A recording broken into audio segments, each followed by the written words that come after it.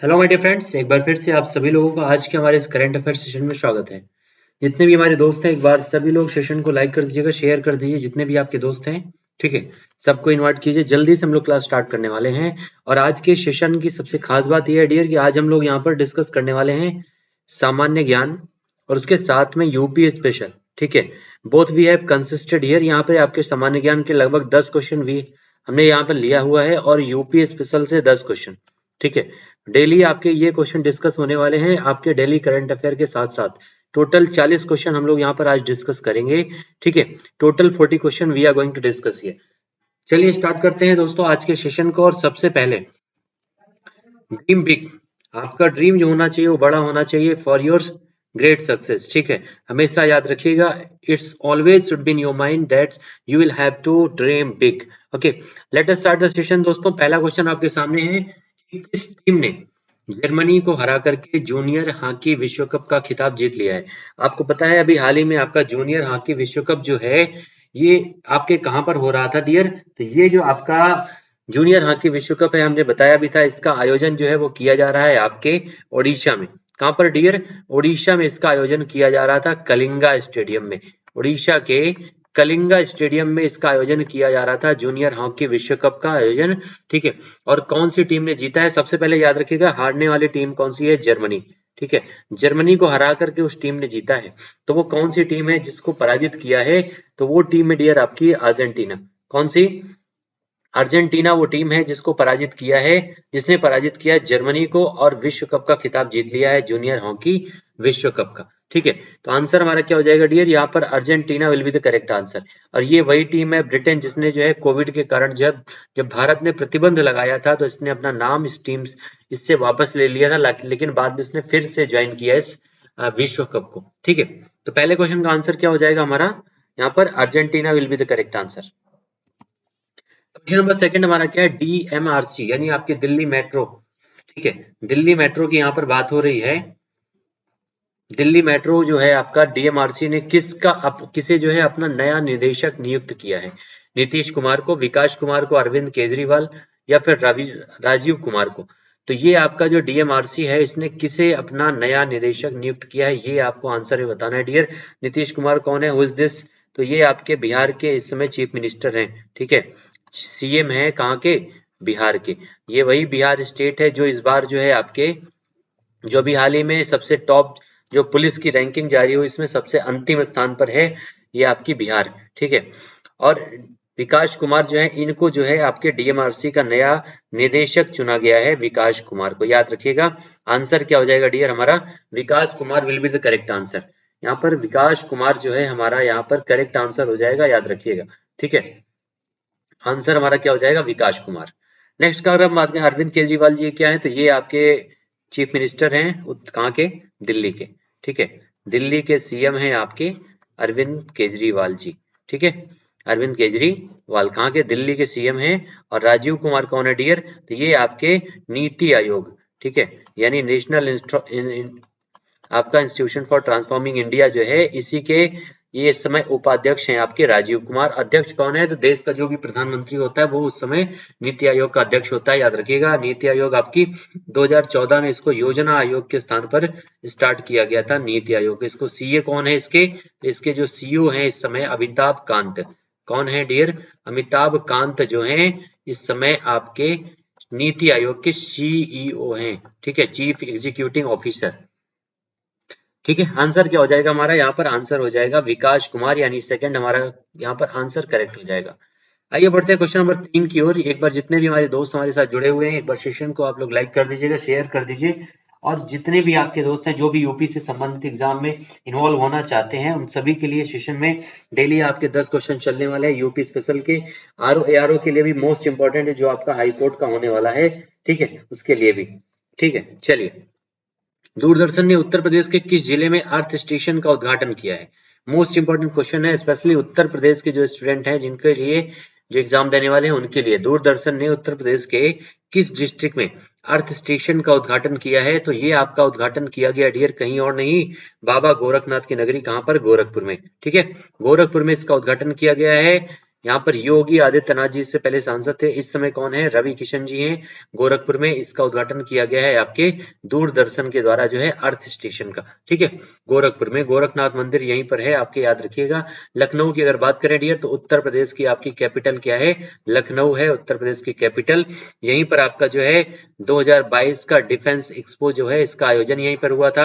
आपका 24वां जो हुनर हाट है उसका सम्मेलन भी हुनर हाट यहीं पर आयोजित किया गया था आपके लखनऊ में।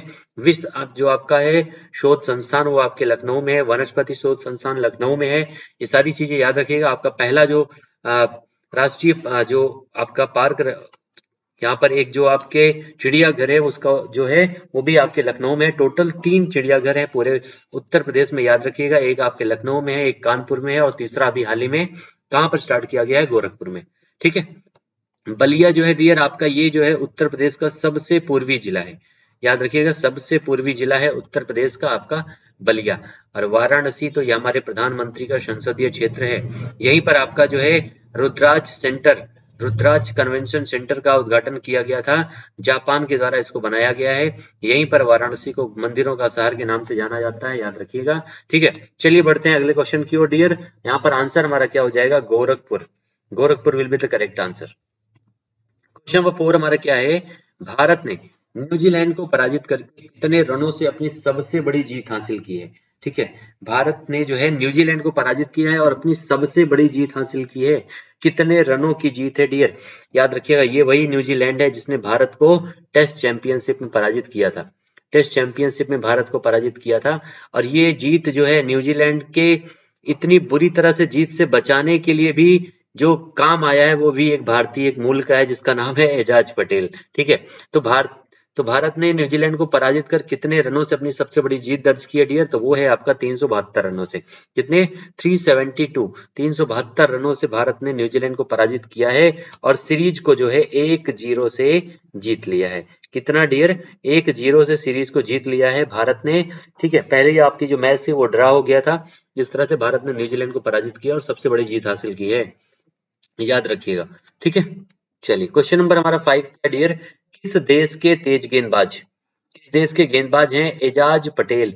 एजाज पटेल एक पारी में 10 विकेट लेने वाले विश्व के तीसरे गेंदबाज बन गए हैं। मोस्ट इंपोर्टेंट क्वेश्चन है डियर आपका ये, एजाज पटेल, ठीक है। नाम से क्या लगता है कि ये भारतीय हैं, नाम से लगता है भारतीय हैं एजाज पटेल। इन्होंने भारत के पहली पारी में 10 के 10 विकेट भारत के लिए थे एजाज पटेल ने अकेले, किसी और गेंदबाज को एक भी विकेट नहीं मिला था। और ये कौन से देश के खिलाड़ी हैं जो विश्व के तीसरे गेंदबाज बन गए हैं एक पारी में 10 विकेट लेने वाले, तो ये हैं कहाँ के डियर, न्यूजीलैंड के। न्यूजीलैंड के ये आपके गेंदबाज हैं। इस बार न्यूजीलैंड की टीम ने टोटल जो है 17 विकेट लिए हैं भारत के, जिसमें से टोटल 17 विकेट भारतीय मूल के गेंदबाज ने लिया है भारत के विकेट, ठीक है। ये भी याद रखिएगा। तो आंसर क्या हो जाएगा डियर, यहाँ पर न्यूजीलैंड हमारा करेक्ट आंसर हो जाएगा, न्यूजीलैंड। न्यूजीलैंड के गेंदबाज हैं एजाज पटेल। क्वेश्चन नंबर 6 क्या है हमारा, किस देश के द्वारा 2030 तक 2030 तक जो है बाल विवाह को पूरी तरह से समाप्त करने की घोषणा की गई है, ठीक है। कौन सा ऐसा देश है जिसके द्वारा जो है 2030 तक बाल विवाह को पूरी तरह से समाप्त करने की घोषणा की गई है, भारत के द्वारा, सूडान, पाकिस्तान, यूएई, कौन से देश के द्वारा की गई है डियर, तो ये आपका एक अफ्रीकी कॉन्टिनेंट में एक देश है जिसका नाम है सूडान, ठीक है। सूडान के द्वारा ये अनाउंसमेंट किया गया है कि 2030 तक जो है बाल विवाह को पूरी तरह से खत्म कर देगा। देश का नाम क्या है, सूडान इसका नाम है, याद रखिएगा, ठीक है, सूडान के द्वारा। क्वेश्चन नंबर 7 हमारा क्या है, अंतरराष्ट्रीय व्यापार में भारत का सबसे बड़ा कारोबारी साझेदार फिर से कौन सा देश बना है। इसके पहले भी वही था और फिर से जो है बन गया है भारत का सबसे बड़ा कारोबारी साझेदार, यानी जो आपका अंतरराष्ट्रीय व्यापार में होता है उसमें भारत जो है सबसे ज्यादा किस देश के साथ एक्सपोर्ट और इंपोर्ट करता है, ये डिपेंड करता है आपके कारोबारी साझेदार में, ठीक है। तो फिर से वो कौन सा देश है जो भारत का सबसे बड़ा साझेदार बन गया डियर, तो वो आपका देश है अमेरिका, ठीक है। अमेरिका वो देश है जिसने भारत के साथ सबसे ज्यादा एक्सपोर्ट और इंपोर्ट किया है और फिर से जो है सबसे बड़ा कारोबारी साझेदार बन गया है अमेरिका, याद रखिएगा। America will be the correct answer. Washington, Washington DC इसकी कैपिटल है, वॉशिंगटन डीसी। और इसी वॉशिंगटन डीसी में आपका वर्ल्ड बैंक और आईएमएफ, वर्ल्ड बैंक और आईएमएफ यानी इंटरनेशनल मॉनेटरी फंड का यहाँ पर दोनों की हेड ऑफिस है डियर। इसकी स्थापना दोनों की 19 1945 में हुई थी, ये भी याद रखिएगा। दोनों की स्थापना 1945 में हुई थी, जो आपके वॉशिंगटन डीसी में है। ये पोटोमैक नदी के किनारे है, ये भी याद रखिए। किस नदी के किनारे है? पोटोमैक नदी के किनारे है, आपके अमेरिका में। अमेरिका के इस समय प्रेसिडेंट कौन है? तो याद रखिएगा जो बाइडेन। कौन है? जो बाइडेन जो है इस समय यहाँ के प्रेसिडेंट हैं अमेरिका के, जो बाइडेन। ठीक है, चलिए तो आंसर हमारा क्या हो जाएगा dear? America will be the correct answer. और ये रूस आपका दुनिया का सबसे बड़ा क्षेत्रफल वाला देश है, ये भी याद रखिएगा। और इस समय चीन जो है दुनिया का सबसे शक्तिशाली देश बन गया है, ये भी पॉइंट याद रखिएगा। चीन के संबंध में इसकी कैपिटल क्या है? बीजिंग कैपिटल है। शंघाई में इसके जो आपका है एनडीबी का मुख्यालय है शंघाई में। नेक्स्ट आपका न्यू डेवलपमेंट बैंक, जो ब्रिक्स देशों का बैंक है। ठीक है, चलिए क्वेश्चन नंबर 8 हमारा क्या डियर? श्रेष्ठ योजना। श्रेष्ठ योजना जो है आपकी किस केंद्रीय मंत्रालय के द्वारा इसको शुरू किया गया है? क्या नाम है? श्रेष्ठ। नाम ही श्रेष्ठ है तो योजना भी बहुत श्रेष्ठ होगी डियर, याद रखिएगा। श्रेष्ठ योजना जो है आपकी किस मंत्रालय के द्वारा इसको शुरू की गई है? रक्षा मंत्रालय, वित्त मंत्रालय, सामाजिक न्याय और अधिकारिता मंत्रालय या फिर उड्डयन मंत्रालय। ठीक है, ये आपके किसके द्वारा शुरू की गई है? तो ये आपका शुरू किया गया है सामाजिक न्याय और अधिकारिता मंत्रालय के द्वारा। किसके द्वारा? सामाजिक न्याय और अधिकारिता मंत्रालय के द्वारा आपका श्रेष्ठ योजना की शुरुआत की गई है, याद रखिएगा। रक्षा मंत्रालय की अगर हम बात करें डियर, तो वित्त मंत्री इसमें कौन है? निर्मला सीतारमण। कौन है? निर्मला सीतारमण जो है इसमें कौन है? वित्त मंत्री है, याद रखिएगा। और अभी हाल ही में जो 50 सबसे टॉप जो है पावरफुल लेडीज की लिस्ट जारी हुई थी, उसमें सबसे नंबर 1 पर कौन है? निर्मला सीतारमण है सबसे नंबर 1 पर। ठीक है, ये वित्त मंत्रालय को संभालती हैं आपकी निर्मला सीतारमण। रक्षा मंत्रालय कौन संभालता है? तो राजनाथ सिंह। ठीक है, राजनाथ सिंह जो है वो रक्षा मंत्रालय संभालते हैं, याद रखिएगा। रक्षा मंत्री हैं इस समय राजनाथ सिंह। उड्डयन मंत्री कौन है? तो उड्डयन मंत्री आपके मध्य प्रदेश के सांसद हैं कौन? सिंधिया। ज्योतिरादित्य सिंधिया मध्य प्रदेश से हैं। ज्योतिरादित्य सिंधिया ये उड्डयन मंत्रालय संभाल रहे हैं इस समय, ज्योतिरादित्य सिंधिया। ठीक है, नाम याद रखिएगा, सारे मोस्ट इंपोर्टेंट है, कई बार आपके एग्जाम में पूछे गए हैं। क्वेश्चन नंबर 9 हमारा क्या डियर? भारतीय नौसेना दिवस। भारतीय नौसेना दिवस आपका कब मनाया जाता है? भारतीय नौसेना दिवस कब मनाया जाता है ये आपको बताना है। 8 अक्टूबर को, 15 जनवरी को, 23 मार्च या 4 दिसंबर को। तो 8 अक्टूबर को याद रखिएगा डियर, आपका वायुसेना दिवस। क्या मनाया जाता है? वायुसेना दिवस आपका मनाया जाता है 8 अक्टूबर को। ठीक है, 15 जनवरी को क्या मनाया जाता है? तो थल सेना दिवस। थल सेना दिवस आपका मनाया जाता है 15 जनवरी को। 23 मार्च को क्या मनाया जाता है? तो आपका शहीद दिवस। शहीद दिवस ये आपका वही दिन है जिस दिन सुखदेव, राजगुरु और भगत सिंह को फांसी दी गई थी, 23 मार्च को 1931 में, 1931 में डियर। ठीक है, और ये 4 दिसंबर को आपका भारतीय नौसेना दिवस मनाया जाता है, 4 दिसंबर को। याद रखिएगा, आंसर क्या हो जाएगा? 4 हमारा करेक्ट आंसर हो जाएगा, 4 दिसंबर भारतीय नौसेना दिवस। अगला क्वेश्चन हमारा 10 नंबर क्वेश्चन क्या है? हाल ही में कोनिजेती रोशैया का 88 वर्ष की उम्र में निधन हो गया, जो किस प्रदेश के पूर्व मुख्यमंत्री रह चुके हैं? कोनिजेती रोशैया का 88 वर्ष की उम्र में निधन हुआ है और ये किसी प्रदेश के मुख्यमंत्री रह चुके हैं। ये हमें बताना है कि वो प्रदेश कौन सा है, केरल, तमिलनाडु, आंध्र प्रदेश या फिर गुजरात। दक्षिण भारत का इनका नाम लगता है डियर, लेकिन आंसर भी हमारे जो दिए गए हैं दक्षिण भारत के हैं, और ये आंसर क्या हो जाएगा? आंध्र प्रदेश। जब ये आंध्र प्रदेश आपका अविभाजित था, ठीक है, अविभाजित आंध्र प्रदेश के ये सीएम थे, याद रखिएगा, अविभाजित आंध्र प्रदेश के। ठीक है, आंसर हो जाएगा हमारा आंध्र प्रदेश। और इसी आंध्र प्रदेश ने हाल ही में अपने 3 जो आपकी राजधानियों बनाने का प्रस्ताव था उसको वापस ले लिया है आंध्र प्रदेश ने। इसकी कैपिटल क्या है? अमरावती। ठीक है, अमरावती जो है इसकी कैपिटल है, याद रखिएगा, अमरावती। चलिए क्वेश्चन नंबर हमारा 11 क्या है? इक्वेरियन। नाम याद रखिएगा, ये आपका युद्धाभ्यास है, कई बार पूछा भी गया है। आपका इक्वेरियन युद्धाभ्यास भारत और किस देश के बीच में 6 से 19 दिसंबर तक इसका आयोजन किया जा रहा है? इक्वेरियन युद्धाभ्यास। ठीक है, तो किसके बीच में इसका आयोजन किया जा रहा है? चाइना, नेपाल, रूस या फिर मालदीव, किसके द्वारा? तो चीन के साथ तो हमें पता है डियर, कौन सा? हैंड इन हैंड युद्धाभ्यास होता है। कौन सा? हैंड इन हैंड युद्धाभ्यास किसके साथ होता है? भारत और चीन के बीच में। नेपाल के साथ कौन सा? हमने पढ़ा भी था अभी हाल ही में, सूर्य किरण युद्धाभ्यास। कौन सा? सूर्य किरण युद्धाभ्यास होता है नेपाल के साथ। रूस के साथ इंदिरा युद्धाभ्यास रूस के साथ होता है, और ये आपका इक्वेरियन युद्धाभ्यास हो रहा है मालदीव के साथ। याद रखिएगा आंसर क्या हो जाएगा डियर, मालदीव हमारा करेक्ट आंसर हो जाएगा यहाँ पर मालदीव। ठीक है, अगला हमारा क्वेश्चन क्या है, क्वेश्चन नंबर 12। भारत हाल ही में राष्ट्रीय राजमार्ग प्राधिकरण का अध्यक्ष किसको बनाया गया है, यानी आपका NHAI। कौन सा? NHAI। NHAI यानी आपका national highway authority of India का जो है अध्यक्ष किसे नियुक्त किया गया है? किसे नियुक्त किया गया है? नितिन गडकरी को, संजय बंदोपाध्याय को, प्रवीण पवार को, या फिर अलका उपाध्याय? किसको बनाया गया है? जल्दी से आंसर बताइएगा। इस समय आपके राष्ट्रीय राजमार्ग जो मंत्री, परिवहन मंत्री है, उनका नाम है नितिन गडकरी। ठीक है, नितिन गडकरी उनका नाम है, और इसको जो है इसका अध्यक्ष जो बनाया गया है वो बनाया गया है अलका उपाध्याय को। ठीक है, अलका उपाध्याय को इसका अध्यक्ष बनाया गया है, आपके राष्ट्रीय राजमार्ग प्राधिकरण का नया अध्यक्ष। नेक्स्ट हमारा है क्वेश्चन नंबर 13। अभी हाल ही में माउंट सेमरू नाम का एक ज्वालामुखी है जहां पर फटने से लगभग 14 लोगों की मौत हो गई है। तो ये आपका माउंट सेमरू ज्वालामुखी जो है ये है कहां पर? ठीक है, ये आपका कहां पर है, किस देश में है माउंट सेमरू ज्वालामुखी, ये आपका क्वेश्चन है। ठीक है, अभी हाल ही में इसका विस्फोट हुआ है, इसलिए ये आपका इंपॉर्टेंट है। माउंट सेमरू ज्वालामुखी जो है कौन से देश में है? पेरू में है, अर्जेंटीना में है, इंडोनेशिया में है, या फिर इटली में है? ठीक है, इटली में तो आपका एक है एटना ज्वालामुखी। कौन सा डियर? एटना ज्वालामुखी। और इसी के बगल में एक है स्ट्राम्बोली, इसी के बगल में है एक स्ट्राम्बोली ज्वालामुखी, जिसको भूमध्य सागर का प्रकाश द्वीप भी कहते हैं। प्रकाश द्वीप स्ट्राम्बोली ज्वालामुखी को कहते हैं, याद रखिएगा। और ये आपका माउंट सेमरू जो है कहां पर है? इंडोनेशिया। इंडोनेशिया में आपका है माउंट सेमरू ज्वालामुखी। ठीक है, नेक्स्ट हमारा क्वेश्चन नंबर 14 क्या है, संयुक्त राष्ट्र संघ के द्वारा अंतरराष्ट्रीय बैंक दिवस जो है कब मनाया जाता है? संयुक्त राष्ट्र संघ यूएन के द्वारा मनाया गया है, इसलिए डेट इंपॉर्टेंट है। यूनाइटेड नेशन के द्वारा इसको बनाया गया है, जिसकी स्थापना यूनाइटेड नेशन की कब हुई थी डियर?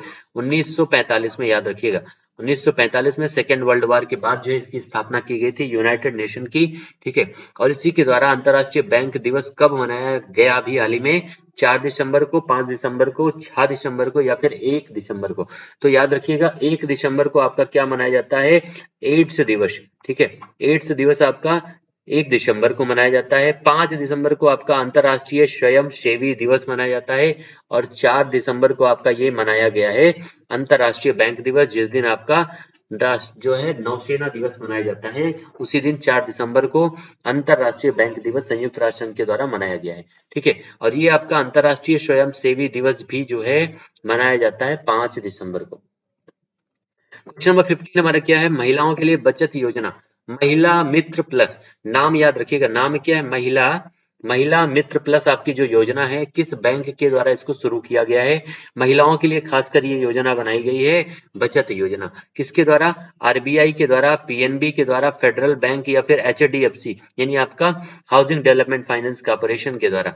ठीक है, किसके द्वारा इसको बनाया गया है, इस आपके महिला मित्र प्लस योजना को? तो ये आपका शुरू किया गया डियर फेडरल बैंक के द्वारा। किसके द्वारा? फेडरल बैंक, यानी आंसर हमारा क्या हो जाएगा? तीसरा हमारा करेक्ट आंसर हो जाएगा, तीसरा। ठीक है, चलिए आंसर हो जाएगा तीसरा, फेडरल बैंक। क्वेश्चन नंबर 16 हमारा क्या है, सरकार के द्वारा राज्यसभा में दी गई सूचना के अनुसार 2024 तक कितने परमाणु रिएक्टर हो जाएंगे? कितने परमाणु रिएक्टर हो जाएंगे 2024 तक, ये आपको बताना है। तो कितने परमाणु? 5, 9, 12 या 15? तो 2024 तक भारत में टोटल कितने परमाणु रिएक्टर हो जाएंगे डियर? 9 परमाणु रिएक्टर हो जाएंगे, याद रखिएगा। और ये बातें कहाँ कही गई हैं? राज्यसभा में इसका जो है उल्लेख किया गया है सरकार के द्वारा। राज्यसभा में टोटल नंबर ऑफ मेंबर कितने हैं डियर? 252 थे, 250 है। ठीक है, इसके जो है कितने सदस्यों का मनोनयन जो है राष्ट्रपति के द्वारा किया जाता है? एक बार कमेंट में आप लोग आंसर में बताइएगा, कितने सदस्यों का मनोनयन राज्यसभा के राष्ट्रपति के द्वारा किया जाता है? कमेंट में आंसर बताइएगा आप लोग राज्यसभा के बारे में। ठीक है, इसका जो है वर्णन किसमें किया गया है? राज्यसभा का आपका। ठीक है, तो राज्यसभा का वर्णन किया गया है आपके आर्टिकल 80 में। ठीक है, किसमें? आर्टिकल 80 में। चलिए क्वेश्चन नंबर 17 हमारा क्या है, नेशनल एसेट रिकंस्ट्रक्शन कंपनी का अध्यक्ष किसको बनाया गया है? नेशनल एसेट रिकंस्ट्रक्शन कंपनी का अध्यक्ष किसको बनाया गया है? प्रदीप शाह को, दिनेश कुमार खारा को, रजनीश कुमार या फिर गोपीनाथ गीता। ठीक है, ये तो आपका करंट अफेयर का क्वेश्चन है। गोपीनाथ गीता को अभी जो है हाल ही में आईएमएफ का डिप्टी प्रेसिडेंट बनाया गया है। कहाँ का डियर? आईएमएफ का डिप्टी प्रेसिडेंट बनाया गया है गीतानाथ गोपी को। और इसके पहले ये आईएमएफ की मुख्य जो है इकोनॉमिक एडवाइजर थी। रजनीश कुमार कौन है डियर? तो ये आपके रजनीश कुमार जो है, इनको ओयो ने अपना रणनीतिक सलाहकार बनाया है। ओयो ने। दिनेश कुमार खारा एसबीआई के चीफ है इस समय। कौन? दिनेश कुमार खारा। एसबीआई की स्थापना डियर याद रखिएगा 1921 में, जो आपका इंपीरियल बैंक था। कौन सा? इंपीरियल बैंक जो आपका 1921 में था, इसी का जो है 1955 में राष्ट्रीयकरण करके बनाया गया था एसबीआई। और ये इंपीरियल बैंक भी जो है आपका 1806, 1840 और 1843 में जो बैंक थे आपके, bank of Madras, bank of Mumbai और बैंक ऑफ कोलकाता को मिला करके बनाया गया था इंपीरियल बैंक। इसको भी याद रखिएगा। और आपका जो प्रदीप शाह, इनको जो है अभी हाल ही में नेशनल एसेट रिकंस्ट्रक्शन कंपनी का अध्यक्ष बनाया गया है। प्रदीप शाह को याद रखिएगा। ठीक है, आंसर क्या हो जाएगा हमारा? Pradeep Shah will be the correct answer. पहला आंसर करेक्ट हो जाएगा। क्वेश्चन नंबर 18 हमारा क्या है? एक कैलेंडर वर्ष में 4 बार 50 से अधिक विकेट लेने वाले पहले भारतीय खिलाड़ी कौन बने हैं? 4 बार 50 से अधिक विकेट लेने वाले खिलाड़ी बारे में पूछ रहा है, और वो कौन है? इनके नाम अभी हाल ही में एक रिकॉर्ड और आया था, भारत में सबसे ज्यादा विकेट लेने वालों के मामले में तीसरे नंबर पहुंच गए हैं ये स्पिनर के मामले में। ठीक है, उनका नाम क्या है? हमने डिस्कस भी किया है। उनका नाम है डियर रविचंद्रन अश्विनी। कौन है? रविचंद्रन अश्विनी जो है उनका नाम है। और 4 बार जो है 50 से अधिक एक कैलेंडर वर्ष में विकेट लेने वाले खिलाड़ी हैं, ये भी याद रखिएगा। एक कैलेंडर वर्ष का मतलब होता है एक वर्ष में 50 विकेट इन्होंने लिया है, और 4 बार ऐसा कारनामा कर चुके हैं रविचंद्रन अश्विनी। ठीक है, चलिए क्वेश्चन नंबर हमारा 19 क्या डियर? दुनिया के सबसे उम्रदराज क्रिकेटर एलिन एस का, किसका? एलिन एस का जो है हाल ही में निधन हो गया है, एलिन एस का। ठीक है, और इनको जो है 110 वर्ष की उम्र में इनका निधन हुआ है। और ये किस देश के निवासी हैं? दुनिया के सबसे उम्रदराज क्रिकेटर है। और सबसे पहले वो क्रिकेट शुरू कहाँ हुआ था? ब्रिटेन में। श्योर सी बात है कि आंसर क्या हो जाएगा डियर? इंग्लैंड। ठीक है, इंग्लैंड के खिलाड़ी हैं आपके एलिन एस। इनका हाल ही में निधन हुआ है, इंग्लैंड के खिलाड़ी हैं, याद रखिएगा। लास्ट क्वेश्चन है आपका करंट अफेयर का, कि अभी हाल ही में भारत को हेरान ड्रोन, ये नाम याद रखिएगा क्या है? हेरान ड्रोन। ठीक है, किस देश के द्वारा सौंपा गया है? जिस तरह से आपको अभी फ्रांस ने भारत को जो विमान सौंपा था, ठीक है, वो जो है उसी तरह भारत को एक नया ड्रोन मिला है। किसके द्वारा मिला है? ये हमें आंसर बताना है। हेरान ड्रोन जो है किसके द्वारा दिया गया है? ठीक है, किसके द्वारा दिया गया? फ्रांस के द्वारा, रूस, अमेरिका या फिर इजराइल? तो ये आपका दिया गया डियर किसके द्वारा?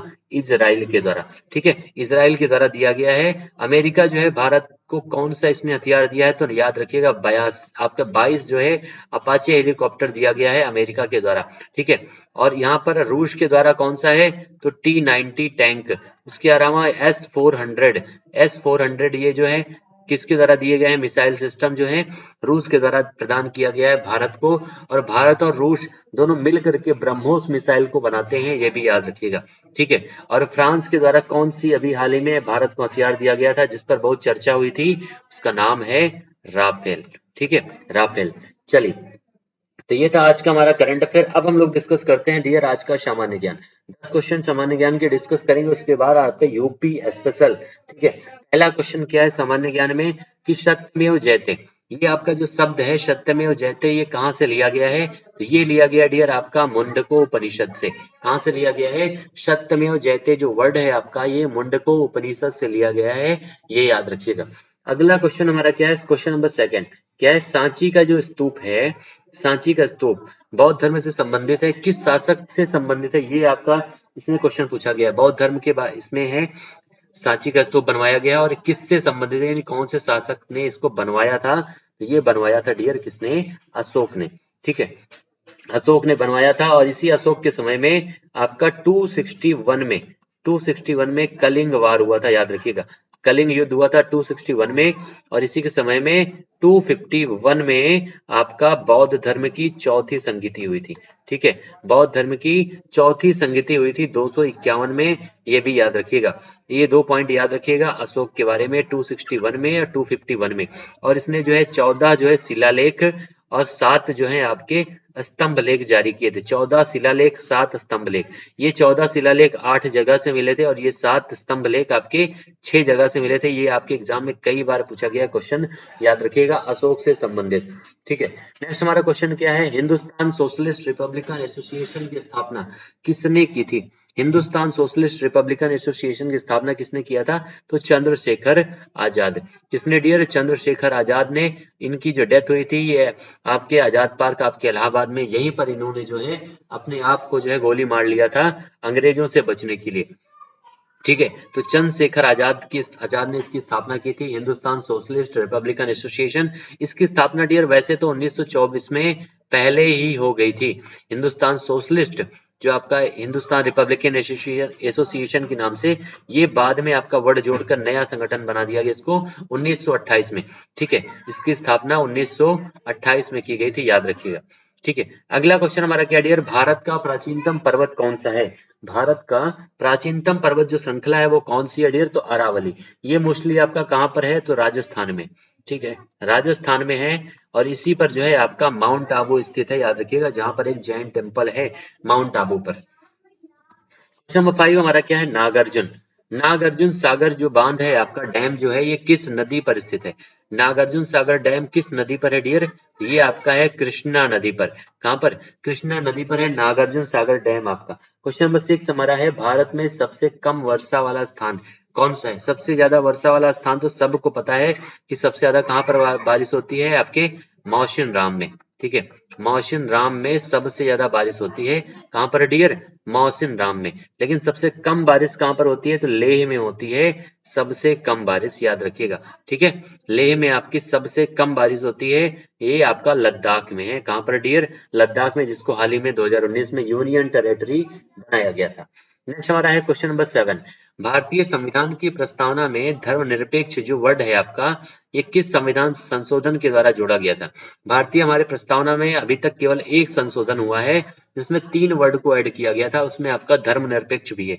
ठीक है, ये आपका 42वां जो संशोधन हुआ था उसी में किया गया था डियर, 42वां संशोधन। कब हुआ था? 1976 में। ठीक है, 1900 आपका 76 में इसका संशोधन किया गया था, उसमें 3 वर्ड जोड़े गए थे, याद रखिएगा।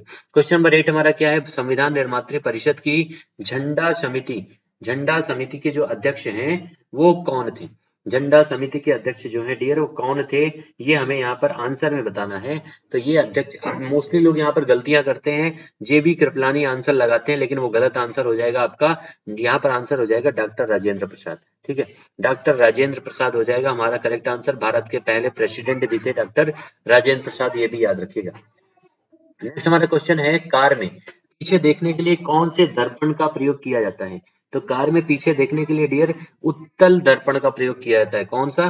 जब कोई भी बड़ी चीज हो उसको छोटे में देखना हो तो हमेशा उत्तल दर्पण का प्रयोग करते हैं, याद रखिएगा। किसी बड़ी चीज को छोटा बना के देखना, किसी बड़ी चीज को अगर हम उसको छोटा करके देखना चाहते हैं, ठीक है, तो कौन से दर्पण का प्रयोग करते हैं डियर? उत्तल दर्पण का। ठीक है, उत्तल दर्पण का प्रयोग करते हैं उस समय। और जब किसी भी छोटी चीज को बड़ा करके देखना होता है तो हम वहां पर अवतल दर्पण का प्रयोग करते हैं। कॉन्सेप्ट याद रखिएगा, कभी क्वेश्चन गलत नहीं होगा। ठीक है, चलिए क्वेश्चन नंबर 10 हमारा क्या है, दीर्घ रेडियो तरंगों को पृथ्वी की किस सतह से परावर्तित किया जाता है? दीर्घ रेडियो जो तरंग हैं उनको पृथ्वी की कौन सी सतह से परावर्तित किया था? हम लोगों ने पढ़ा है पृथ्वी की 5 सतह के बारे में।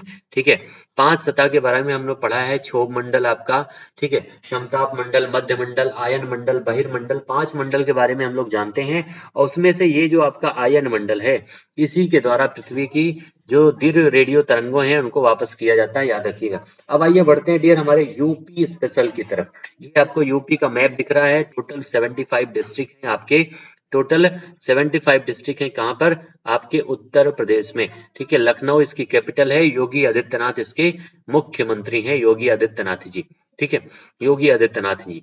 और एकमात्र जो देश है जिसे ये टच करता है जिसका नाम है नेपाल, नेपाल को टच करता है ये आपका उत्तर प्रदेश, एकमात्र देश। ठीक है, चलिए आइए बढ़ते हैं उत्तर प्रदेश स्पेशल में। पहला क्वेश्चन आपके सामने है कि थारू जनजाति तो मुख्यतः थारू जनजाति वो किस राज्य में निवास करती है?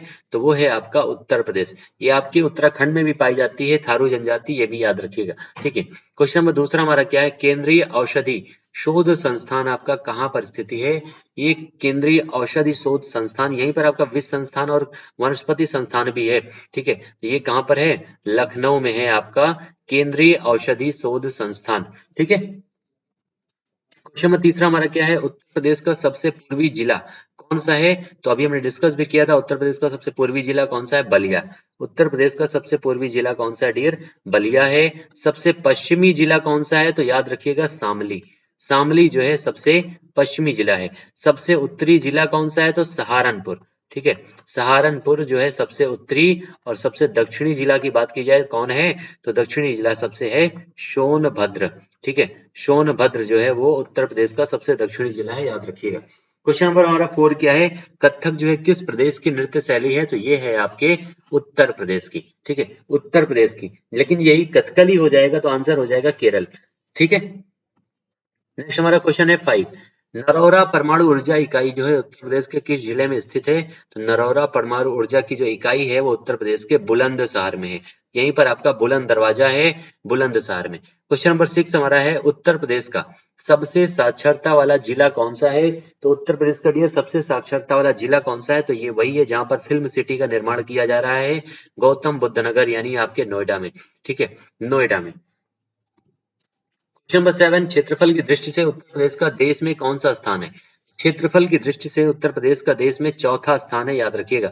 किसके बाद में? तो राजस्थान, महाराष्ट्र, मध्य प्रदेश और चौथे स्थान पर आपका है उत्तर प्रदेश। ठीक है, और पॉपुलेशन में पहले नंबर पर है, ये भी याद रखिएगा। क्वेश्चन नंबर 8 हमारा क्या है? प्रदेश को लगने वाले राज्यों में से किसके साथ सबसे कम सीमा रेखा बनाता है उत्तर प्रदेश? किसके साथ सबसे कम सीमा रेखा बनाता है? तो वो बनाता है हिमाचल प्रदेश के साथ। और अगर यही कम की जगह सबसे लंबी सीमा रेखा अगर आ जाए तो आंसर हमारा चेंज हो जाएगा, क्या हो जाएगा? मध्य प्रदेश। ठीक है, मध्य प्रदेश के साथ जो है सबसे लंबी सीमा रेखा बनाता है आपका उत्तर प्रदेश। क्वेश्चन नंबर हमारा 9 क्या है? उत्तर प्रदेश का कौन सा जिला जो है तीन तरफ से, सॉरी यहाँ पर थोड़ा सा मिस्टेक हो गया है, तीन तरफ से जो है, तीन तरफ से डियर लिख लीजिएगा, तीन तरफ से दूसरे राज्य से घिरा हुआ है। तीन तरफ से दूसरे राज्य से घिरा हुआ है, तो ये आपका है ललितपुर। कौन सा? ललितपुर। अगर आप मैप देखेंगे तो बीच में लटका हुआ है आपका ललितपुर, वही आपका तीन तरफ से मध्य प्रदेश से घिरा हुआ है। क्वेश्चन नंबर 10 हमारा क्या है? उत्तर प्रदेश में सर्वाधिक वर्षा जो है किस जिले में होती है? तो वो होती है आपके गोरखपुर में। कहां पर डियर? गोरखपुर में। सबसे कम कहां होती है? मथुरा में होती है, याद रखिएगा। सबसे कम मथुरा में और सबसे ज्यादा गोरखपुर में। तो ये था डियर आज का हमारा सेशन। होप सो आप लोगों ने एंजॉय किया होगा, मजा आया होगा। और जितने भी एक बार दोस्त हमारे साथ जुड़े हुए हैं, सेशन को आप लोग लाइक कर दीजिएगा, शेयर कर दीजिएगा और सब्सक्राइब जरूर कर दीजिएगा। ठीक है, आपके यूपी स्पेशल के डेली क्वेश्चन आपके यहाँ पर 10 रहेंगे, 10 सामान्य ज्ञान के क्वेश्चन रहेंगे। ठीक है, टोटल 40 क्वेश्चन हम लोग यहाँ पर डेली डिस्कस करने वाले हैं, याद रखिएगा। चलिए तो ये मिलते हैं अगले सेशन में हम लोग फिर से अगली क्लास में अपने। तब तक के लिए आप सभी लोगों को थैंक यू सो मच। एक बार सेशन को आप सभी लोग से शेयर कर दीजिएगा ज्यादा से ज्यादा अपने सारे दोस्तों के बीच में। ठीक है, मिलते हैं अगले सेशन में, तब तक के लिए आप सभी लोगों को thank you so much to all my dear students.